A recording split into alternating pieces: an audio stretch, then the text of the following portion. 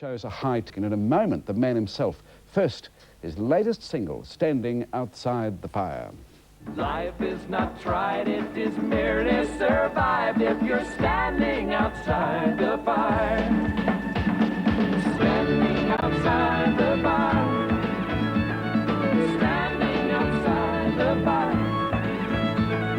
Life is not tried, it is merely... Well, Garth Brookes is with us live. Welcome to the program. Welcome to New Zealand. It's good to be here. Very nice. Thank you. The line in that song, it's not living if you're standing outside the fire. What does that mean to you? Well, it's just that, it's that whole thing of just life is not tried, it is merely survived if you're standing outside the fire. I think just, you know, life is there to live. I don't think it's there to watch. So just jump in it, get after it and go and see what happens. When you were growing up in Oklahoma, were you always going to try and make the big time in country music? No, I want to be an athlete. You know, that's where I thought I was going to make my living, was playing sports. And, you know, it comes that day that you realize you just, you know, kind of suck at it. So, but then one day, back in, what was it, back in 1987, you so much for crossing the legs, that didn't work, did it, with the one day you headed off to Nashville. Uh-huh. And you lasted one day. Yeah. And you ran away. You went home. Yep. I think, you know, it was the first time I'd ever left home and went into Nashville. And I think when you're by yourself, you start looking to see what makes you up. And everything that made me up, I'd pretty much left in Oklahoma, including my girlfriend, which would later become my wife, and was probably, you know, one of the reasons why the second trip went a lot better than the first one. You plan it better? Excuse me, sir? Did you plan it better, is that what you mean? No, I just went there, I had my wife this time with me. We had a band. I had somebody to come home and cry to, you know, and someone to push me and stuff. Because I've never been a guy that's been any good on my own. I always need people around me that believe in me. So.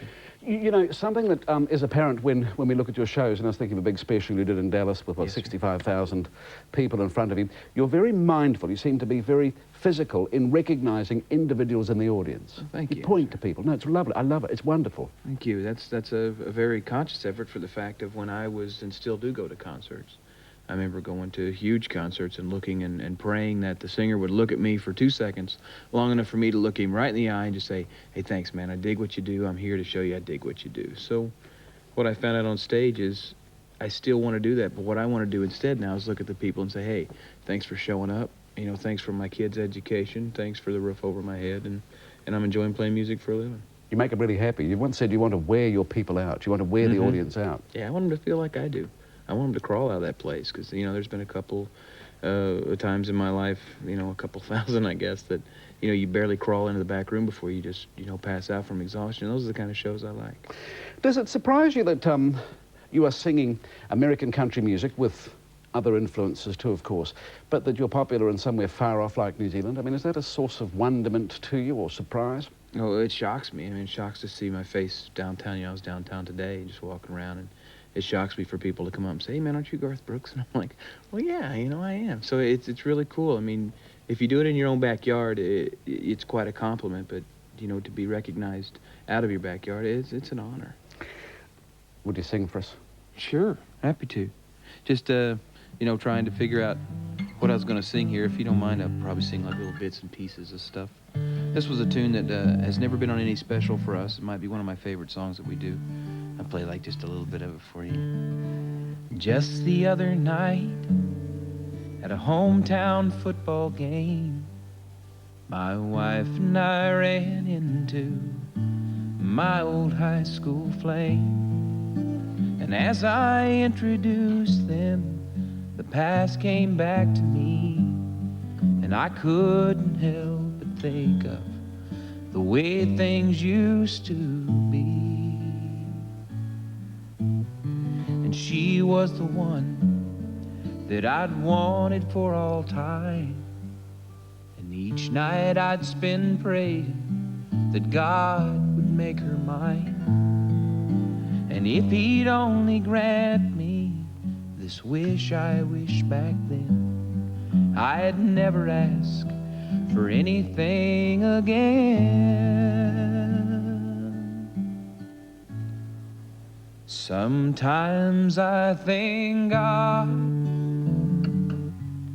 for unanswered prayers.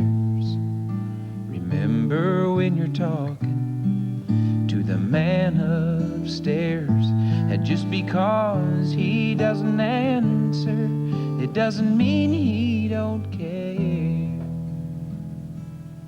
'cause some of God's greatest gifts are unanswered prayers.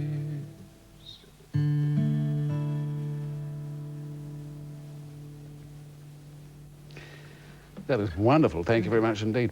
There's tons of stuff I still like to ask you. Will you stay for the next part of the program?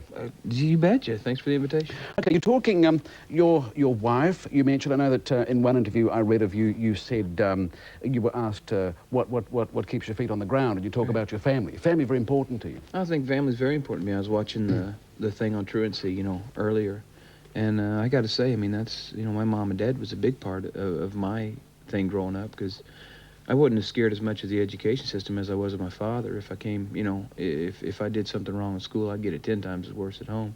And then, of course, the fear of just breaking your mom's heart, you know, was one of the reasons that you stayed in line. So family's been very important to me. We will come back to you. Garth Brookes is with us and more when we come back. Garth Brookes, you've had some fan mail, I think, from New Zealand. Sure. I mean, that's basically the reason we're here is, you know, over the years you start collecting it and thinking, geez, there might be somebody down there that knows what we do, so I think we ought to take our music down there. And it's like I said, walking down the streets today, it sure feels at home. You still read the letters when you've sold 32 million albums? You try to. I mean, you can't read them all, but, you know, you try and read as many as you can. George Jones, the great country singer, was I mean, he's your hero, isn't he? Yes, sir. And you've recorded on one of his albums. Yeah, I was fortunate enough to sing on I Don't Need No Rocking Chair. But you were telling me that you couldn't bear to sing. Couldn't do it. Couldn't do it with him there. While he was there. Yeah, so we were out at Fanfare, and I deliberately just stayed out there and just signed until I knew that he would probably go home from the studio, and I hit the studio about 11:30 that night. They were packing up. He was gone, thank God, and I went in there and did my part, because I doubt I could have done it with him there. Did he understand? We never talked about it. He knows that about me, so. You were a bouncer for a time, and that's how you met your wife. You had to throw her out. Yeah, it's a weird story, but I was smaller. So I was easily the smallest of the bouncers there, so I had to handle the women disputes, which I'd rather taken on some of the men than some of the gals that were out there, you know, at the time. So that's how we met. She was in a dispute with 2 other girls, and had to ask her to leave and then ask her to stay, you know, with me, and then see if we'd go out and date or something. And you did when you were at college, you did a course you did advertising, didn't you? Yes, sir. And there's a great precision, if I may say so, in the way, from what I've seen of the tapes and the way you work on stage, and in your recordings, you can hear every word. Okay. Is that part of that advertising training, a little bit?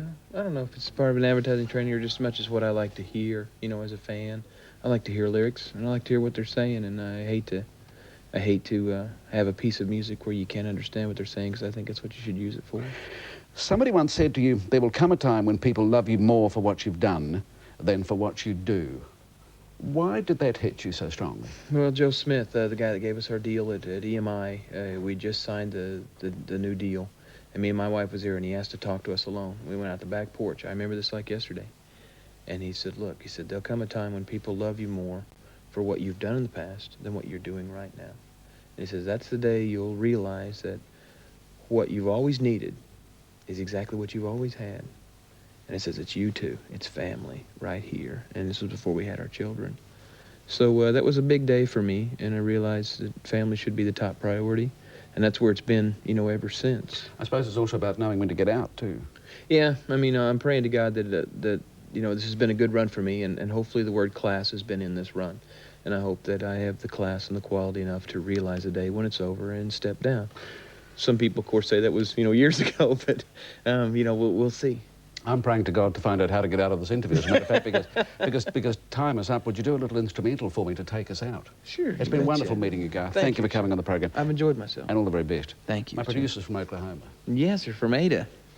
Well, we'll talk about Ada after this is over. Is that good, Ada?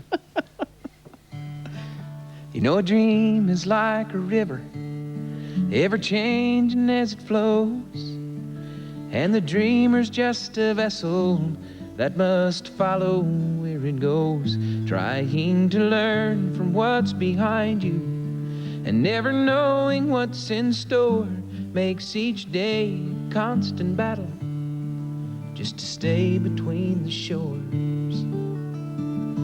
But I will sail my vessel till the river runs dry, like a bird upon the wind.